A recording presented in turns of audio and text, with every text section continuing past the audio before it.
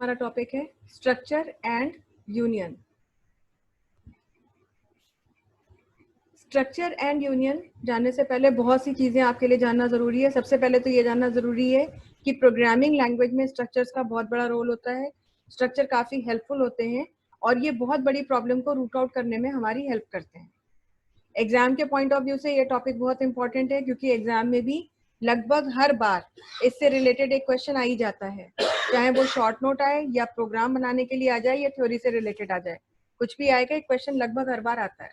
So let's discuss about structure की जरूरत हमें क्यों पड़ी, क्या है स्ट्रक्चर ये तो जानना ही है, लेकिन उससे पहले हमें स्ट्रक्चर रिक्वायर्ड ही क्यों है। In C, there are cases where we need to store multiple attributes of an entity. It is not necessary that an entity has all the information of one type only. It can have different attributes of different data types. देखिए इसका मतलब ये है कि कई बार ऐसा होता है कि सी में आपको कोई प्रोग्राम बनाना है और प्रोग्राम बनाना है तो कोई ऐसा वेरिएबल डिक्लेयर करना है जिस वेरिएबल की प्रॉपर्टीज डिफरेंट डेटा टाइप को बिलोंग करती हैं। जैसे बहुत से ऐसे वेरिएबल हो सकते हैं। सबसे पहली चीज तो ये है कि वेरिएबल को हम किस तरह से डिक्लेयर कर रहे हैं ये भी हमें याद रखना है। एक वेरिएबल जो है वो एक सिंगल वेरिएबल की तरह से भी डिक्लेयर किया जा सकता है। सिंगल वेरिएबल का मतलब है आपने INT एन डिक्लेयर किया, मेमोरी में उतने इंटीजर के हिसाब से उतने बाइट्स ऑक्यूपाई हुई 2 बाइट्स और वैल्यू स्टोर हो गई वहां पर, और उस इंटीजर की अपनी एक लिमिट थी। लेकिन जब आपने देखा कि कभी कभी ऐसा भी होता है कि एक ही वेरिएबल में आपको मल्टीपल वैल्यूज स्टोर करनी पड़ती हैं, तो आपको तुरंत ध्यान आ जाता है कि फिर हम एक सिंगल वेरिएबल नहीं डिक्लेयर कर सकते। फिर वेरिएबल को कुछ इस तरह से डिक्लेयर करना है कि नाम तो उसका सबका वही रहे लेकिन वैल्यू बहुत सारी स्टोर की जा सके। और ऐसा करने के लिए आपने देखा है कि आप एरे को यूज करते हैं, और एरे हमारा क्या है, collection of homogeneous data elements है, यानी कि एक ही तरह के डेटा टाइप को बिलोंग करने वाले एलिमेंट्स का कलेक्शन होता है जो कि बिल्कुल एडजेसेंट मेमोरी लोकेशन पे स्टोर्ड होते हैं और सारे के सारी वैल्यूज एक ही नाम को शेयर करते हैं, जिससे आपको दो फायदे मिलते हैं। बहुत सारे वेरिएबल डिक्लेयर करने से आप बच जाते हैं और उन मेमोरी वेरिएबल्स को इजीली आप मैनेज कर सकते हैं क्योंकि सभी वेरिएबल्स का नाम एक है। बस उनमें इजीली आप सर्चिंग कर सकते हैं, सॉर्टिंग कर सकते हैं। फिर आपने और बहुत सारी चीजें करके देखी है कि आप ये वो पूरा एरे का आपने यूज किया है।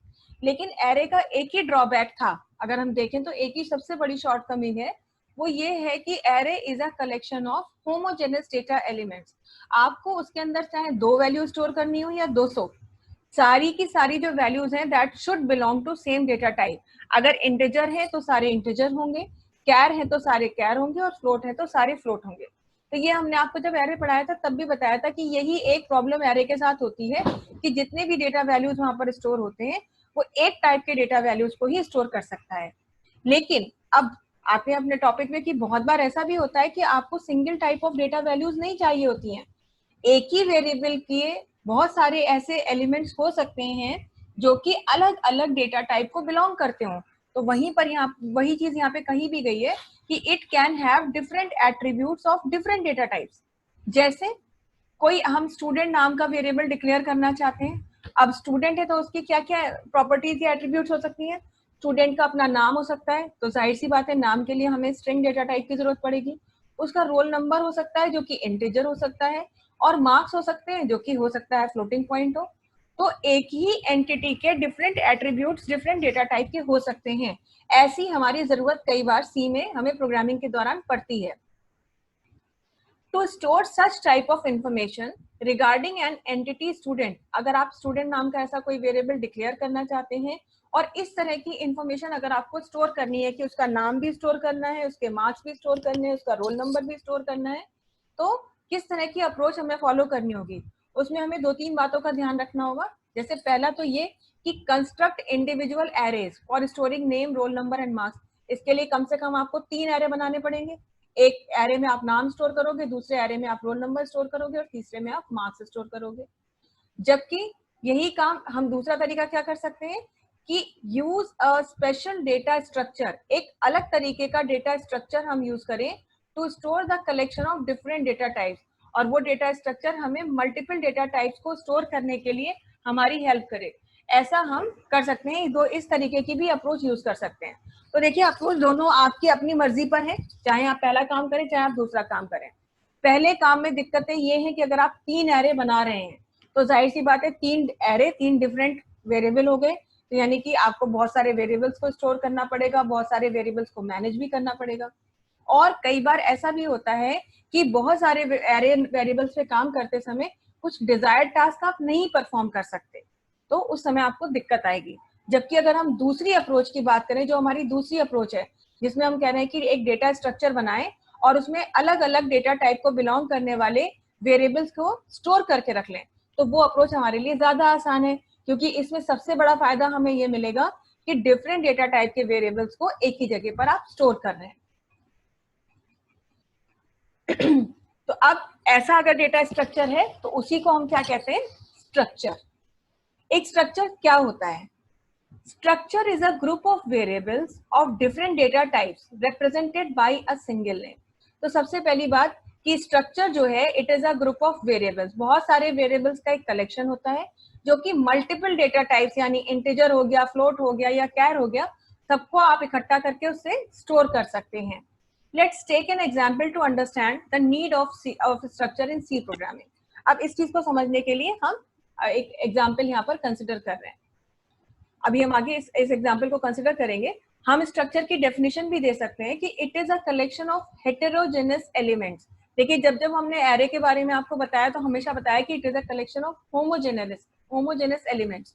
होमोजेनस एलिमेंट्स मतलब जितने भी एलिमेंट्स हैं वो सब data type single data type को ही होंगे, लेकिन जो आपका स्ट्रक्चर होता है it is a collection of heterogeneous, माने डिफरेंट डेटा टाइप्स के एलिमेंट्स हो सकते हैं, स्टोर्ड एट सम लोकेशन, किसी लोकेशन पर वो स्टोर्ड है, और शेयरिंग सेम नेम, एक ही नाम शेयर कर रहे हैं। तो देखा जाए तो मोटा मोटा अंतर जो एरे और स्ट्रक्चर के बीच में होता है वो ये होता है कि एरे भी एक ही नाम के अंदर मल्टीपल वैल्यूज स्टोर कर सकता है और स्ट्रक्चर भी, लेकिन एरे में जितनी भी वैल्यू स्टोर होंगी वो सारी की सारी सिंगल डेटा टाइप को बिलोंग करने वाली होंगी, जबकि स्ट्रक्चर में जितनी वैल्यूज होंगी वो डिफरेंट डेटा टाइप को बिलोंग करने वाली भी हो सकती हैं, डिफरेंट डेटा टाइप की वैल्यूज हो सकती हैं। तो कई बार ऐसा होता है कि उसमें जो है आप उन वैल्यूज को स्टोर कर सकते हैं। तो दैट डिपेंड्स कि आप किस तरीके का काम करना चाहते हैं। तो अगर आपको मल्टीपल वैल्यूज मतलब होमोजेनस कलेक्शन स्टोर करना है तो आप एरे यूज करेंगे, और अगर आपको हेटेरोजेनस कलेक्शन यूज करना है तो उसके लिए आप स्ट्रक्चर का ही इस्तेमाल करेंगे। एक स्ट्रक्चर कैसे क्रिएट किया जाता है उसको हम आपको यहाँ बताते हैं। स्ट्रक्चर को क्रिएट करने के लिए सबसे पहली चीज जो आपको ध्यान रखनी है यहाँ पर अब कि एक नया कीवर्ड आप यूज करेंगे। आपने बहुत से कीवर्ड्स यूज किए, लगभग 31-32 कीवर्ड्स हैं सी में जो हमने यूज किए हैं, जैसे आईएनटी है, कैर है, डबल है, फ्लोट है, या और भी बहुत सारे मेन है, आपने बहुत सारे ये इफ है, फॉर है, ये सब कीवर्ड्स हैं, तो इन सब का इस्तेमाल किया है। और अब यहाँ पर आप स्ट्रक्चर जब इस्तेमाल करते हैं तो स्ट्रक्चर में भी आप एक कीवर्ड यूज करते हैं और वो कीवर्ड है स्ट्रक्ट। ये एक नया कीवर्ड है, यहाँ पर स्ट्रक्ट कीवर्ड का इस्तेमाल करेंगे। ध्यान रखिएगा ये स्ट्रक्ट कीवर्ड की ना तो स्पेलिंग बदली जा सकती है ना ही केस, ये स्मॉल लेटर में ही लिखा जाएगा। तो सबसे पहले स्ट्रक्चर को क्रिएट करने के लिए आपको ये कीवर्ड लिखना होगा, फिर आप एक स्पेस देंगे, फिर आप अपने स्ट्रक्चर का नाम देंगे। हाँ, ये नाम आपकी चॉइस का हो सकता है कि आपको क्या नाम देना है, वो आपकी मर्जी है, जो भी नाम आप देना चाहें। हो सकता है आप अपना ही नाम रखना चाहें, या मान लीजिए हम स्ट्रक्चर का नाम स्टूडेंट रखना चाहते हैं या एम्प्लॉय रखना चाहते हैं, या कोई भी हम नाम रख सकते हैं। तो स्ट्रक्चर का नाम हमारी मर्जी का होगा, केस भी हमारी मर्जी का होगा। तो सबसे पहले तो स्ट्रक्चर को डिक्लेयर करते समय ये काम करना है। फिर हम यहाँ पर कर्ली ब्रेस लगाएंगे और कर्ली ब्रेस के अंदर हम अपने डेटा टाइप्स के नाम लिखेंगे, डेटा टाइप लिखेंगे और डेटा मेंबर्स के नाम लिखेंगे। जैसे मान लीजिए अगर हमें एक स्ट्रिंग डिक्लेयर करना है तो यहाँ पर पहली लाइन में स्ट्रिंग डिक्लेयर कर देंगे, कैर, मान लीजिए स्टूडेंट का नाम स्टोर करना है तो कैर नेम, फिर आईएनटी मार्क्स या INT roll number, float marks. तो जितने भी हमारे स्ट्रक्चर के मेंबर्स होते हैं, हर स्ट्रक्चर के मेंबर का नाम, ये जो हमारी पूरी लिस्ट है ये स्ट्रक्चर के मेंबर्स कहलाते हैं। तो स्ट्रक्चर के मेंबर का नाम उनके डेटा टाइप के साथ लिखा जाता है। और याद रखिए कि अगर आप दो इंटीजर भी डिक्लेयर कर रहे हैं, सपोज एक इंटीजर रोल नंबर है और मान लीजिए एक इंटीजर मार्क्स है सपोज, तो भी आपको अलग अलग लाइन में ही उन्हें डिक्लेयर करना है। एक ही लाइन में दो स्ट्रक्चर मेंबर्स आप मत डिक्लेयर करें, कॉमा सेपरेटर का यूज यहाँ नहीं करेंगे। INT marks, INT roll number अलग अलग लिखा जाएगा। इस तरह से एक स्ट्रक्चर के जितने भी डेटा मेंबर्स हैं डिफरेंट लाइंस में उन्हें डिक्लेयर करेंगे। फिलहाल 3 दिखाएं, ऐसे आपके ज्यादा भी हो सकते हैं। और जब सारे स्ट्रक्चर आपके मेंबर्स डिक्लेयर हो जाएं तो लास्ट में आप करली ब्रेसेस को क्लोज करेंगे। और फाइनली ध्यान रखिए कि स्ट्रक्चर का डिक्लेरेशन जो है it ends with a semicolon. आपको ध्यान रखना होगा सेमीकोलन लास्ट में लगाना है। आप सब कुछ करने के बाद अगर सेमीकोलन मिस करते हैं तो ये एक एरनियस स्टेटमेंट माना जाता है और कंपाइलर इसे एक्सेप्ट नहीं करेगा। तो इतना इस तरह से आप स्ट्रक्चर को एक डिक्लेयर करते हैं। ये स्ट्रक्चर को डिक्लेयर करने के में इन सब बातों का ध्यान रखना है। यहाँ पर struct name can be anything of your choice, ये बता दिया गया आपको, चॉइस आप रख सकते हैं। Members data type can be same और डिफरेंट, जैसा मैंने अभी आपको बताया कि 2 INT भी हो सकते थे, या एक INT, एक फ्लोट, एक कैर भी हो सकता है। Once we have declared the structure we can use the structure name as data type, है ना। आप एक बार जब सारे स्ट्रक्चर को डिक्लेयर कर देते हैं तो उसके बाद स्ट्रक्चर का नाम एक डेटा टाइप की तरह यूज कर सकते हैं, और उसे हम आगे देखेंगे कि कैसे यूज किया जा सकता है। वैसे तो आप डेटा टाइप यूज करते हैं, INT है, फ्लोट है, लेकिन यहाँ पर आप देखेंगे कि स्ट्रक्चर के नाम को भी आप डेटा टाइप की तरह इस्तेमाल कर रहे हैं। अब एक स्ट्रक्चर तो डिक्लेयर कर दिया, लेकिन स्ट्रक्चर के वेरिएबल्स को कैसे डिक्लेयर करना है, क्योंकि स्ट्रक्चर अपने आप में ही नहीं डिक्लेयर करना काफी है, स्ट्रक्चर के वेरिएबल डिक्लेयर किए जाते हैं।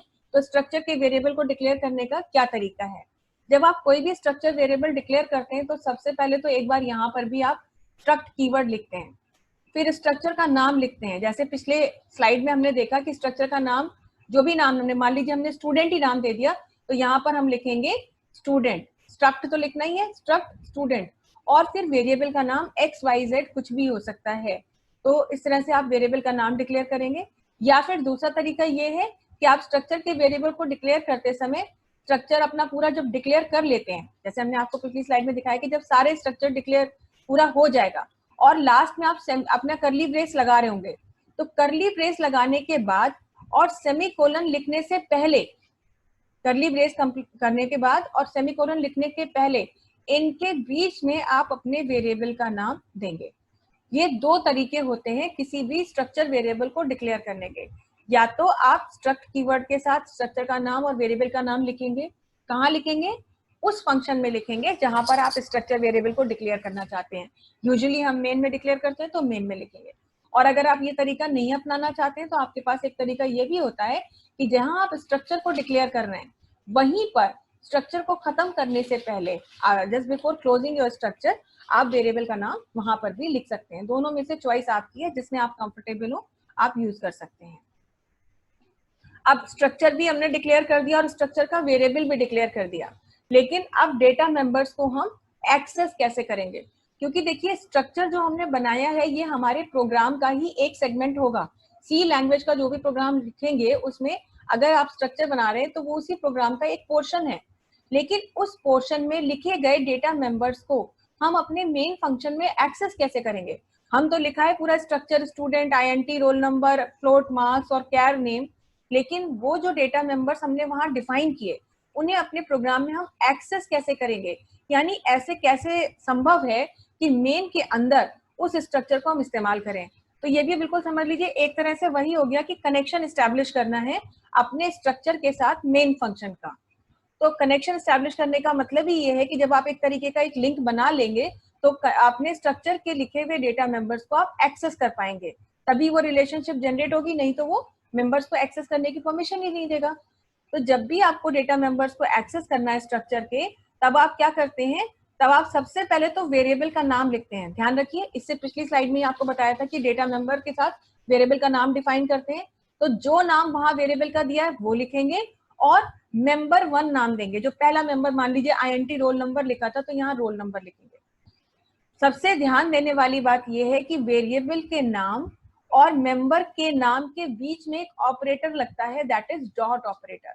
तो dot is the operator which helps us to access data members of a structure. ध्यान रखिए, कभी कभी ये एक नंबर के सवाल में भी पूछ लेते हैं, फिल इन द ब्लैंक्स में दे देते हैं, या MCQ में दे दिया आपको कि which operator helps us to access data members या following operator help us to access data members. तो डॉट ऑपरेटर ही आंसर होगा। ध्यान, स्ट्रक्चर में इसके अलावा कोई और साधन नहीं है सिवाय डॉट सिंबल के, और इसके बीच में कोई स्पेस नहीं होती। एक वेरिएबल का नाम लिखेंगे। देखिए एक बार प्रीवियस स्लाइड में हम जाके आपको दिखा रहे हैं चीज कि हमने आपको बताया था कि आप एक्सेस करते हैं। अब मान लीजिए वेरिएबल का नाम आपने लिया, ये हमने आपको बताया था, स्ट्रक्चर डिक्लेयर किया तो वेरिएबल का नाम। अब स्ट्रक्चर का नाम यदि स्टूडेंट था तो हम वेरिएबल कैसे डिक्लेयर कर रहे हैं, स्ट्रक्ट स्टूडेंट, और मान लीजिए वेरिएबल का नाम दे दिया x, ये हमने ऐसे डिक्लेयर किया स्ट्रक्ट स्टूडेंट x, तो x हमारे वेरिएबल का नाम है। और यहाँ मान लीजिए हमने लिख दिया था int रोल नंबर, तो इसको कैसे हम यूज करेंगे अपने प्रोग्राम में, तब हम लिखेंगे यहाँ पर ये x है, x डॉट और यहाँ पर रोल नंबर। तो x हमारा वेरिएबल का नाम है जो हम डिक्लेयर करके आए हैं अपने प्रोग्राम में, और मेंबर 1 में x डॉट रोल नंबर, अगली लाइन अगर x डॉट आपका मार्क्स, और तीसरा अगर x डॉट नेम। इस तरह से जितने भी आपने मेंबर्स डिक्लेयर किए वन बाय वन आप उन्हें रिलेट कर सकते हैं। और जब आप इस तरह का स्टेटमेंट लिखेंगे तो ये क्या करेगा, उस स्ट्रक्चर के अंदर डिक्लेयर किए गए मेंबर्स को एक कनेक्शन के साथ में आपको यहाँ पर एक मतलब लिंक इस्टेब्लिश कर देगा, और फिर जब भी आप चाहें तो उन मेंबर्स को देख सकते हैं, उन पर कोई भी काम करना है तो काम किया जा सकता है। इस तरह से आप एक्सेस करते हैं। अगर आप चाहें तो स्ट्रक्चर मेंबर्स को वैल्यूज भी असाइन कर सकते हैं, उन्हें कोई वैल्यू भी दे सकते हैं, यानी आप इनिशियलाइज भी कर सकते हैं स्ट्रक्चर मेंबर्स को। स्ट्रक्चर मेंबर को इनिशियलाइज करने के लिए 3 तरीके होते हैं। पहला तरीका है कि आप डॉट ऑपरेटर का इस्तेमाल करें, जैसे पिछला हमने आपको एग्जांपल दिखाया उसी तरह से डॉट ऑपरेटर तो लिखेंगे लेकिन साथ ही साथ उसकी वैल्यू भी लिखेंगे। जैसे देखिए यहाँ लिखा है तो x dot roll number is equal to 101, ये आपने इनिशियलाइजेशन कर दिया। यदि आपको पहले से पता था कि रोल नंबर की वैल्यू 101 है और आपका स्ट्रक्चर वेरिएबल जो है x नाम से बनाया और स्ट्रक्चर का नाम स्टूडेंट है, तो आप ऐसे लिख सकते थे x dot roll number is equal to value. एक तरीका तो ये होता है। दूसरा तरीका ये होता है कि all members assigned in one statement, एक ही स्टेटमेंट में आप मेंबर्स को असाइन कर सकते हैं।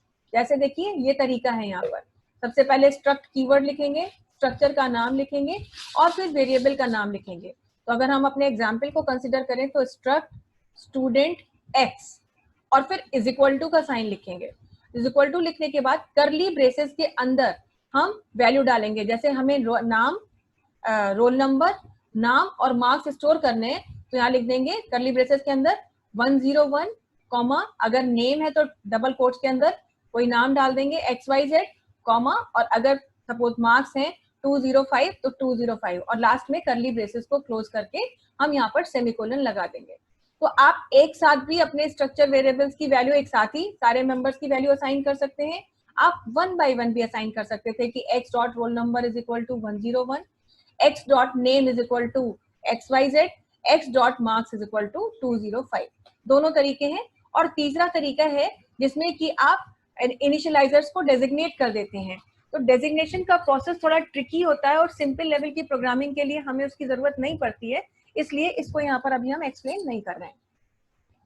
पर 3 तरीके से आप स्ट्रक्चर मेंबर्स को वैल्यू असाइन कर सकते हैं। चलिए अब देखते हैं कि एग्जाम्पल, इतनी सब बातें तो बता दी।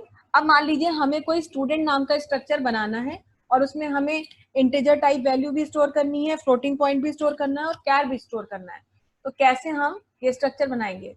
सबसे पहले तो ऑब्वियसली हम अपने प्री प्रोसेसर डायरेक्टिव दे देंगे। सी के प्रोग्राम की स्टार्टिंग आपको इसी से करनी ही है। अब सबसे पहले हम एक स्ट्रक्चर क्रिएट करेंगे और हमने अपने स्ट्रक्चर का नाम ही रख लिया है स्टूडेंट डाटा। ऐसा हम मान के चल रहे हैं कि हम जो स्ट्रक्चर बनाएंगे उसका नाम होगा स्टूडेंट डाटा। तो देखिए यहाँ पर स्टूडेंट डाटा एक साथ लिखा है, कोई स्पेस नहीं है, तो क्योंकि स्टूडेंट डाटा एक तरीके का वेरिएबल है, मगर स्टूडेंट डाटा में S कैपिटल है और डाटा का D कैपिटल है, तो वो हमारी मर्जी है। तो एक स्ट्रक्चर क्रिएट करने के लिए देखिए हमने कीवर्ड लिखा स्ट्रक्ट स्मॉल लेटर्स में और फिर अपने स्ट्रक्चर का नाम दे दिया। उसके बाद करली ब्रेसेस ओपन करेंगे, फिर हम अपने वेरिएबल का नाम लिखेंगे कैर स्टूडेंट नेम। देखिए ध्यान रखिएगा, अब जब आप ये स्ट्रक्चर लेवल की प्रोग्रामिंग करने लगे हैं, यानी एरेज से के बाद से ही जब हम बात शुरू कर देते हैं, तो ध्यान रखिए कि कैरेक्टर पे अगर आप काम कर रहे हैं तो कैरेक्टर एक पॉइंटर की तरह ही डिक्लेयर करें। उसके पीछे बहुत सी रीजंस हैं, क्योंकि पहली बात कैरेक्टर जो हम डिक्लेयर करते हैं, ये स्ट्रिंग जो होता है वो अपने आप में ही एरे ऑफ कैरेक्टर्स होता है, और उसके बाद भी अगर मल्टीपल स्ट्रिंग्स की बात कर रहे हैं तो वो collection of number of arrays होगा। तो वहां पर आप बाई वैल्यू काम कर ही नहीं सकते, बाई रेफरेंस ही काम करना होगा। तो इसीलिए हमने यहाँ पे कैर डेटा टाइप का एक वेरिएबल डिक्लेयर किया, काइंड ऑफ स्ट्रिंग है जिसमें नाम आएगा, लेकिन उसे किस फॉर्म में स्टोर किया, एक पॉइंटर की तरह स्टोर किया। फिर दूसरा हमने डेटा मेंबर लिया। अब ये देखिए STU नेम भी डेटा मेंबर 1 है, STU ID स्टूडेंट की ID दूसरा डेटा मेंबर है और इसका टाइप क्या है, आईएनटी है, यानी स्टूडेंट आईडी होगी तो वो इंटीजर होगी। और फिर एक और ले लिया, देखिए उसकी एज, तो देखिए यहाँ पर भी हमने आईएनटी ही लिया। तो जैसा हमने आपको बताया था कि अगर दो इंटीजर भी हैं तो यहाँ कॉमा के साथ नहीं यूज करना है, अलग अलग लाइन में ही उन्हें आपको डिक्लेयर करना है। और इसके बाद हमने अपना स्ट्रक्चर क्लोज कर दिया, और ये ध्यान रखते हुए कि लास्ट में सेमीकोलन होना चाहिए। इस तरह एक स्ट्रक्चर डिक्लेयर किया गया। ये तो सिर्फ स्ट्रक्चर डिक्लेयर किया है। अब मेन फंक्शन हम यूज करेंगे, क्योंकि आपको पता है कि बिना मेन फंक्शन के आप सी प्रोग्राम नहीं लिख सकते। तो मेन फंक्शन तो डिक्लेयर करना ही करना है। अब मेन फंक्शन में ऐसा हम क्या करेंगे कि मेन फंक्शन के साथ अपने इस स्ट्रक्चर को कनेक्ट कर पाए। अब स्ट्रक्चर का कनेक्शन अगर देना है तो अब स्ट्रक्चर वेरिएबल भी डिक्लेयर करना पड़ेगा, क्योंकि इसी स्ट्रक्चर वेरिएबल के साथ हम डेटा मेंबर्स को एक्सेस कर पाएंगे। तो सबसे पहले हमने मेन फंक्शन यूज किया, फिर हमने देखिए अब यहाँ पर अब एक स्ट्रक्चर वेरिएबल डिक्लेयर कर रहे हैं। स्ट्रक्चर वेरिएबल डिक्लेयर करने के लिए सबसे पहले कीवर्ड यूज किया स्ट्रक्ट, फिर अपने स्ट्रक्चर का नाम दे दिया स्टूडेंट डाटा। देखिए वही नाम लिखना है जो आप डिक्लेयर करके आए, और यहाँ पर एक नया नाम दे दिया स्टूडेंट। तो यहाँ पर स्ट्रक्ट कीवर्ड है, स्टूडेंट डेटा स्ट्रक्चर का नाम है, और ये स्टूडेंट जो है ये हमारा स्ट्रक्चर वेरिएबल हो गया। और अब हम देखिए अब कैसे वैल्यू असाइन करेंगे। अगर हमें पहले से पता था कि स्टूडेंट का नाम है मान लीजिए अमित, उसकी आईडी है 101 और उसकी एज है सपोज 16, या कुछ भी एग्जाम्पल हम ले लेंगे, तो उनको कैसे हम डिक्लेयर करेंगे। तो डिक्लेयर करने के लिए देखिए हमने लिख दिया स्टूडेंट डॉट, ये ध्यान रखना है आपको डॉट लगाना है। तो ये स्ट्रक्चर वेरिएबल के साथ डॉट ऑपरेटर यूज किया, और फिर डेटा मेंबर पहला लिख दिया नेम, हमने उसका नाम डाल दिया यहाँ पर, तो उसका नाम दे दिया। फिर स्टूडेंट डॉट STU ID, तो उसकी आईडी है 1234, वो डाल दी, और फिर उसकी एज है 30, तो वो डाल दी। यहाँ पर डबल कोट्स क्यों नहीं लगाए, क्योंकि ये इंटीजर है, वो स्ट्रिंग था इसलिए डबल कोट्स लगाए। तो पहले से हमें पता था कि स्टूडेंट का नाम ये है, स्टूडेंट की आईडी ये है और एज ये है, तो ये हमने यहाँ पर ऐसे डिफाइन कर दिया। ये हमने तीनों को अलग अलग डिफाइन किया है, मतलब इनिशियलाइज किया है। अगर हम एक साथ चाहते तो एक साथ भी करली ब्रेसेस के अंदर भी वैल्यू डाल सकते थे। तब हम कैसे लिखते, तब हम लिखते स्टूडेंट डॉट क्या नाम है, स्ट्रक्ट स्टूडेंट डाटा स्टूडेंट, बस ये लिखते हैं यहाँ पर। और इज इक्वल टू, इस लाइन के बाद में इज इक्वल टू लगा करके करली ब्रेसेस में पहले नाम लिख देते, डबल कोट्स में स्टीव कॉमा 1 2 3 4 कॉमा 30, फिर करली ब्रेस क्लोज करते और सेमीकोलन लगाते।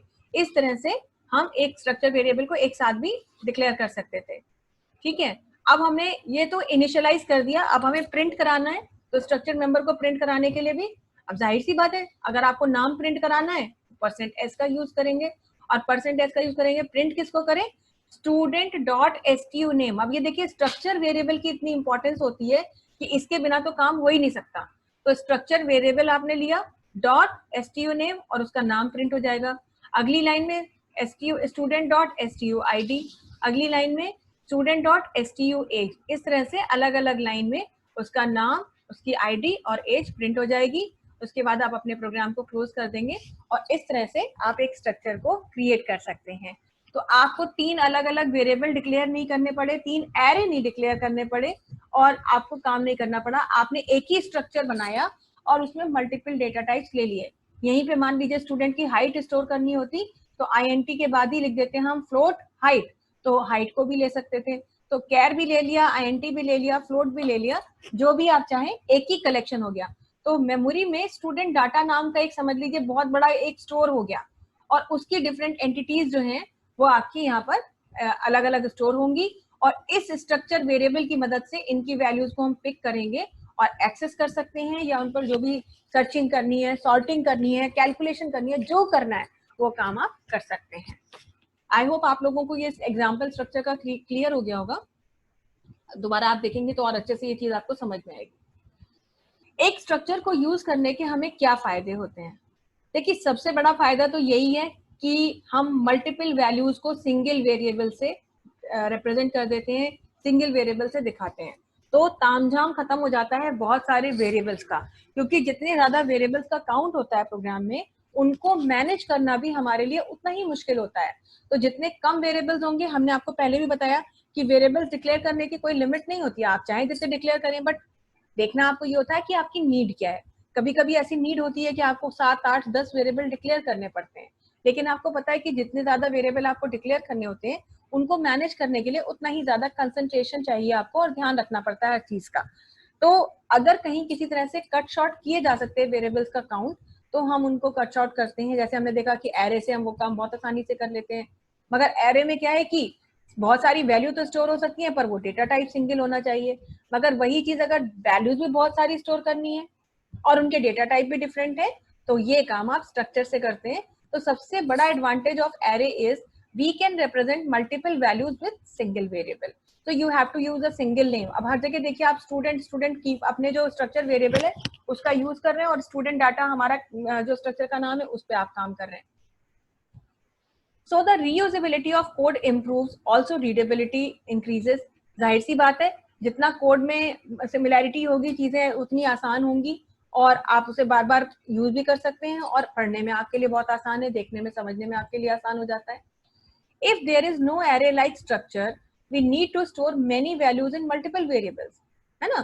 तो अगर एरे मतलब ये काम एरे से करना होता है, स्ट्रक्चर नहीं होता सपोज, तो ये काम करने के लिए आपको मल्टीपल वेरिएबल्स डिक्लेयर करने पड़ते, और या एरे भी नहीं होता तो ये काम तब तो फिर और भी ज्यादा दिक्कतें होती। तो आज के डेट में अगर हम जो प्रोग्रामिंग करते हैं उसको हम सोच भी नहीं कर सकते थे, वो मतलब हमारे लिए इमेजिनेशन से बाहर थी, वो स्कोप ही खत्म हो जाता। तो इसलिए स्ट्रक्चर का हमारी लाइफ में बहुत इंपॉर्टेंस है अगर हम प्रोग्रामिंग कर रहे हैं। It is used to represent multiple data items of same type by using only single name. एक नाम का इस्तेमाल करके मल्टीपल डेटा आइटम्स हैं उनको आप यूज कर सकते हैं, चाहे वो डेटा आइटम सेम टाइप के हो या डिफरेंट हो। जैसे 2 INT एक साथ डिक्लेयर कर दिए तो 2 INT भी आपके उसमें आ रहे हैं, वो INT ले लिया, एज ले लिया और ID ले लिया, तो multiple data item same type के भी आप एक ही नाम से यूज कर रहे हैं और डिफरेंट टाइप्स के भी डेटा आइटम्स को आप एक ही नाम से यूज करते हैं। It can be used to implement other data structures. अब यहाँ देखिए बहुत बड़ा फायदा आ रहा है स्ट्रक्चर का। स्ट्रक्चर को केवल स्ट्रक्चर की तरह ही यूज नहीं किया जाता है, कुछ और डेटा स्ट्रक्चर्स होते हैं ऐसे जिनको कि इस आपके कोर्स में आगे लिंक लिस्ट है, तो जिनमें बिना स्ट्रक्चर के आप काम नहीं कर सकते, या अगर आप करते हैं तो वो ऑलमोस्ट बहुत मतलब डिफिकल्ट हो जाता है। तो स्ट्रक्चर का इस्तेमाल आगे कई सारे डेटा स्ट्रक्चर में भी किया जा सकता है। वो डेटा स्ट्रक्चर्स क्या होते हैं, जैसे लिंक लिस्ट के लिए भी हम स्ट्रक्चर का यूज करते हैं, स्टैक, क्यू, ट्री और ग्राफ के लिए भी हम स्ट्रक्चर का इस्तेमाल करते हैं। ये सारे एडवांटेजेस हैं। इसके अलावा अब जाहिर सी बात है प्रॉस है तो कौन भी होगा, कुछ ना कुछ लिमिटेशंस होंगी।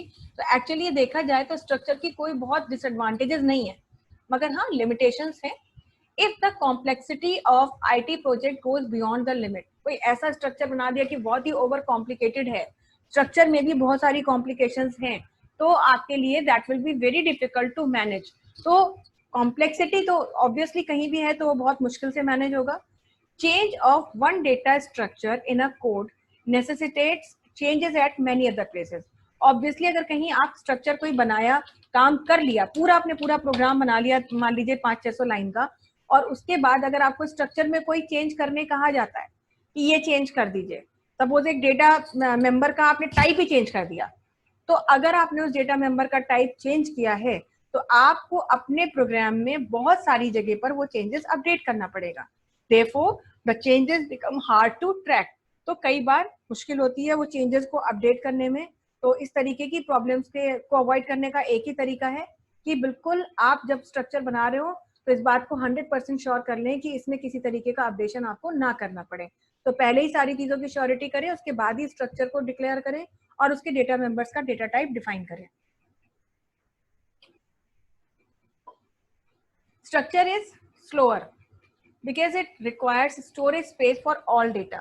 ये एक थोड़ा इशू होता है स्ट्रक्चर के साथ कि जितना भी डेटा हम यहाँ पे बनाते हैं, डेटा मेंबर्स बनाते हैं, हर एक डेटा मेंबर के लिए इंडिविजुअल स्पेस रिक्वायर करता है। जैसे अगर हमने 2 INT और एक फ्लोट ले लिया तो 2 बाइट्स INT की हो गई, 4 बाइट्स फ्लोट की हो गई, और सपोज एक कैर डिक्लेयर किया जिसका साइज 10 दिया तो 10 बाइट्स उस कैर की हो गई। तो टोटल जो हमारा स्टोरेज स्पेस होता है स्ट्रक्चर का, that is sum of all data types of data members. जितने भी डेटा मेंबर उसमें डिक्लेयर किए गए उनके डेटा टाइप की स्टोरेज स्पेस का सम होता है। तो कई बार बहुत सारे डेटा मेंबर्स डिफाइन कर दिए जाते हैं, तो उस समय पर स्ट्रक्चर जो है वो थोड़ा स्लो रिस्पॉन्ड करता है, इसकी स्पीड स्लो हो जाती है। Structure occupies space for each and every member written in inner parameters.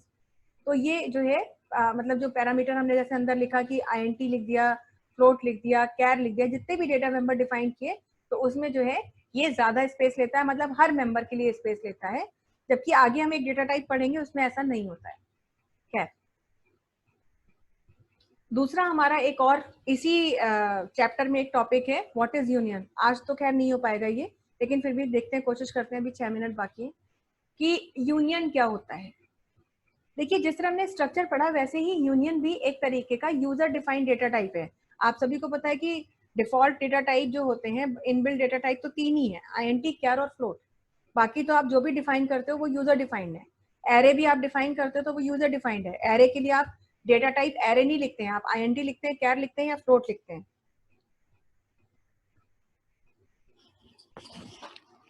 इसी तरह से जब आप स्ट्रक्चर डिफाइन करते हैं तो आप स्ट्रक्चर वर्ड नहीं यूज करते कहीं भी, वो वर्ड एक स्ट्रक्ट होता है। तो उसी तरीके का यूनियन भी एक यूजर डिफाइंड डेटा टाइप है और बिल्कुल स्ट्रक्चर जैसा ही है। जैसे स्ट्रक्चर होता है बिल्कुल वैसे ही काम यूनियन भी करता है। Union combines objects of different types and sizes together. एक ही एंटिटी के अंदर डिफरेंट टाइप के ऑब्जेक्ट्स को उनके साइज के साथ कंबाइन करना यूनियन का काम होता है। The union variable allocates the memory space equal to the space to hold the largest variable of union. बस यही एक समझ लीजिए अंतर है स्ट्रक्चर का और यूनियन का। स्ट्रक्चर में जितने भी डेटा मेंबर डिफाइन किए जाते हैं उनके डेटा टाइप के बेसिस पर टोटल मेमोरी स्पेस एलोकेट होता है। लेकिन यूनियन में क्या करता है वो, कि जितने भी डेटा टाइप होते हैं उसमें जो सबसे बड़ा डेटा टाइप होता है, जैसे मान लीजिए एक INT भी ले लिया, एक फ्लोट ले लिया और एक कैर ले लिया, तो आपको पता है कि INT का बाइट साइज 2 बाइट्स होता है, कैर का बाइट साइज उतना होता है जितना साइज कैर के साइज में डिक्लेयर कर दिया जाता है, और फ्लोट का होता है 4। और सपोज कैर का साइज हमने दिया 10, तो जो मैक्सिमम डेटा टाइप होगा, मैक्सिमम साइज ऑक्यूपाई कर रहा होगा, जैसे इस एग्जांपल में कैर है, तो वो उतने बाइट्स यानी 10 बाइट्स जो है वो आपके असाइन कर देगा। It allows varying types of objects to share same location. वही चीज कि डिफरेंट टाइप के वेरिएबल्स को एक ही लोकेशन पर एक ही नाम से शेयर करने की परमिशन देता है। एक यूनियन कैसे लिखा जाता है, बिल्कुल वही, यहाँ पर आप कीवर्ड लिखेंगे यूनियन, स्ट्रक्ट की जगह यहाँ पर यूज होगा यूनियन, और फिर आप एक स्पेस देकर के यूनियन का नाम लिखेंगे, और बिल्कुल जैसे आप स्ट्रक्चर डिक्लेयर कर रहे थे बिल्कुल वैसे ही आप यूनियन को भी डिक्लेयर कर देंगे। कोई फर्क नहीं है। INT name, char name, INT age, INT roll number, INT ID flight, INT ID float height, जो भी है वो सब यहाँ पर ऐसे डिक्लेयर होंगे, और लास्ट में यूनियन को भी आप इस तरह से क्लोज कर देंगे। एग्जाम्पल दिया हुआ यहाँ पर भी उसके लिए भी, कि जैसे यूनियन, एक आइटम नाम का हमने यूनियन बनाया है। अब इसमें हमने कोई प्रोडक्ट की बात हो रही है तो INT X ले लिया है, फ्लोट Y ले लिया है और कैट CH ले लिया है, और ये डिक्लेयर किया। अब इसे आपको यूज करना है मेन फंक्शन में, तो यूनियन का भी आपको वेरिएबल डिक्लेयर करना पड़ेगा। तो यूनियन वेरिएबल हमने डिक्लेयर किया, देखिए यूनियन, यूनियन नेम, और ये IT, ये हमारा यूनियन का वेरिएबल हो गया। तो अब इनका X, Y और CH का इस्तेमाल करने के लिए IT का यूज करेंगे, इट का यूज करेंगे। तो इट डॉट X हो गया, उसकी वैल्यू 12 हो गई, इट डॉट Y की वैल्यू 20.2 और इट डॉट CH की वैल्यू स्मॉल a कर दी, माने कुछ भी इनिशियलाइजेशन कर दिया। और बिल्कुल वैसे ही प्रिंट करेंगे जैसे आपने उनको स्ट्रक्चर वेरिएबल को प्रिंट किया था, बिल्कुल वैसे ही आप यूनियन के वेरिएबल की वैल्यूज भी प्रिंट करेंगे। इस तरह से जो है आप इनका इस्तेमाल करते हैं, यूनियन का और स्ट्रक्चर का। एडवांटेजेस क्या हैं ये हम आज डिस्कस नहीं करेंगे, ये हम डिस्कस करेंगे कल की क्लास में, क्योंकि एडवांटेजेस के साथ साथ हमें डिसएडवांटेजेस भी डिस्कस करनी है, और साथ ही साथ हम डिस्कस करेंगे यूनियन और स्ट्रक्चर में अंतर। एग्जाम में क्वेश्चन आ सकता है, differentiate between structure and union. What do you understand by a structure, explain with the help of an example. What do you understand by union, explain with the help of example. या फिर write a program to create a structure of this and that, और वो पूरा काम करने के लिए आपको दिया जा सकता है। तो हर लिहाज से ये हमारा चैप्टर जो है काफी इंपॉर्टेंट है। कल तो हम इसकी थ्योरी ही कर पाएंगे और एक स्ट्रक्चर आपको प्रोग्रामिंग में डिक्लेयर करके दिखा देंगे, फिर हम आगे की कुछ क्लासेस में कुछ स्ट्रक्चर आपको बना के दिखाएंगे, क्योंकि स्ट्रक्चर्स को कई तरीके के स्ट्रक्चर्स होते हैं और कई तरह से उन्हें यूज किया जा सकता है। तो जो भी आपके सिलेबस से रिलेटेड है उतने ही स्ट्रक्चर की यहाँ पर हम बात करेंगे। तो फिलहाल आज ये प्रेजेंटेशन हम आपको भेज देंगे और इस प्रेजेंटेशन में इसके आगे की स्लाइड्स को भी आप अच्छे से पढ़ लीजिएगा, ताकि कल जब हम उन्हें आपको यहाँ समझाएं तो शायद आप और आसानी से और जल्दी से उन्हें समझ लें। तो ये प्रेजेंटेशन आज भेज दी जाएगी पूरी की पूरी, पूरा ध्यान से पढ़िएगा, एक एक स्लाइड को शुरू से ध्यान से पढ़िएगा। जिन लोगों के पास अपना मटेरियल है वो उस मटेरियल से भी रेफर कर लें, जिनके पास नहीं है वो ई मटेरियल पे जाएं और वहां से रेफर करें, या जो भी करना है। कहने का मतलब ये है कि इस चैप्टर को बहुत ध्यान से पढ़ें और आगे के लिए इसमें अपना माइंडसेट बना ले कि काफी अच्छे अच्छे प्रोग्राम हमें बनाने के लिए मिलने वाले हैं। तो फिलहाल आज के लिए हम यहीं पर रखते हैं, और कल की क्लास के बाद यानी कि परसों जो हमारी क्लास होगी that is on Friday. Friday को हम कोई टॉपिक नहीं पढ़ाएंगे आपको, फ्राइडे को हमारी सिर्फ रेमेडियल सेशन होगा। देखिए आप सब लोग पढ़ रहे हैं, मुझे बहुत विश्वास भी है आप सब पर कि कम से कम जो बच्चे रेगुलरली क्लास अटेंड कर रहे हैं या किसी वजह से अगर नहीं अटेंड करते तो शायद वो लोग वीडियो देख रहे हैं। तो ये आप सभी लोगों से रिक्वेस्ट है जो इस समय लाइवली क्लास अटेंड कर रहे हो या जो बाद में वीडियो देख रहे हो, कि प्रॉब्लम्स देखिए सबको हो रही होंगी। कभी कभी बहुत ही छोटी सी प्रॉब्लम होती है, लेकिन अगर छोटी सी प्रॉब्लम से भी हमारा सॉल्यूशन हमें नहीं मिलता है, तो आप लोग वो छोटी छोटी प्रॉब्लम को भी अपने पास पेपर में नोट कर लें और इसको पूछने में हेजिटेट मत करें कि भाई हम कैसे पूछें, ये तो पूरे ग्रुप में पूछ लेंगे तो क्या होगा। कोई दिक्कत नहीं है, मगर छोटी छोटी प्रॉब्लम्स को आप लिख लीजिए और इंटरैक्टिव सेशन होगा, हम उसमें उस चीज को डिस्कस कर लेंगे। आज के लिए इतना ही रखते हैं। That's all for the day.